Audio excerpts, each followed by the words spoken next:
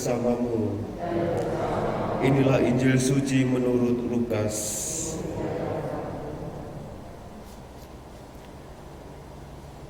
Pada waktu itu Yesus sedang berdoa di salah satu tempat.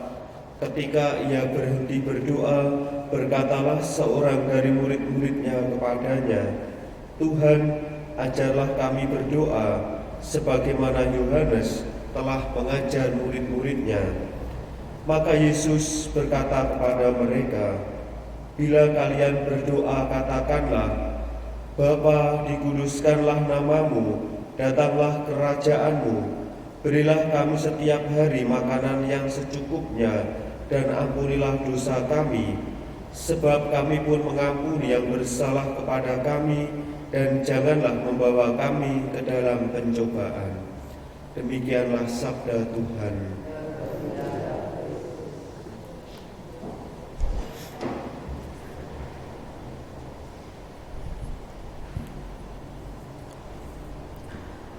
Saudara-saudari yang terkasih,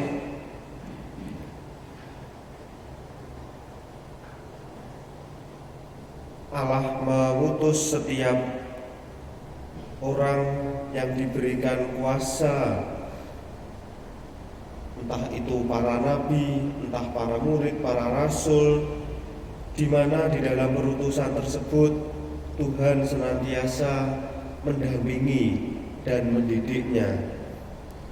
Itulah yang dialami oleh Yunus ketika ia diutus oleh Allah untuk mempertobatkan orang-orang Niniwe.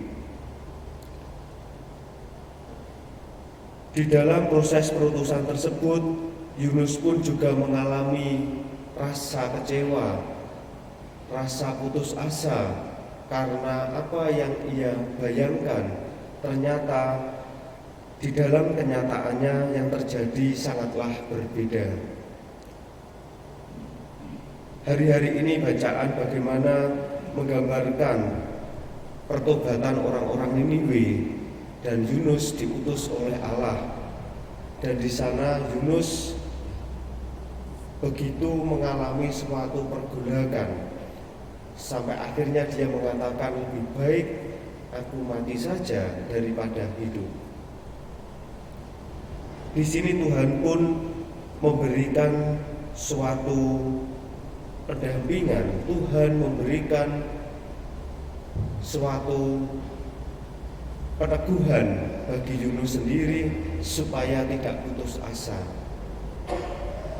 Demikian pula Yesus hadir, dia pun juga memberikan pendampingan kepada para murid melalui bagaimana membangun, bagaimana berdoa.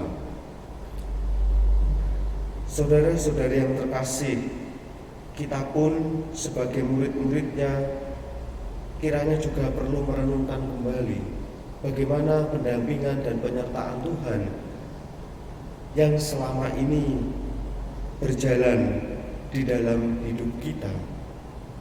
Apakah kita sebagai murid-muridnya sungguh-sungguh mendengarkan suara dari Sang Guru yang senantiasa memberikan pendampingan, memberikan pengarahan, memberikan peneguhan bagi kita?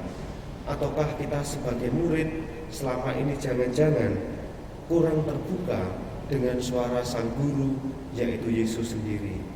Maka marilah saudara-saudara yang terkasih, kita sebagai murid-murid Kristus, sebagaimana seperti para murid yang datang kepada Yesus untuk meminta ajar tentang bagaimana mereka berdoa, maka kita pun dengan keyakinan iman juga melihat dan meyakini bahwa Tuhan senantiasa memberikan pendampingan, peneguhan bagi kita semua, sehingga kita pun senantiasa betul-betul memegang apa yang menjadi perintah Tuhan di dalam hidup kita.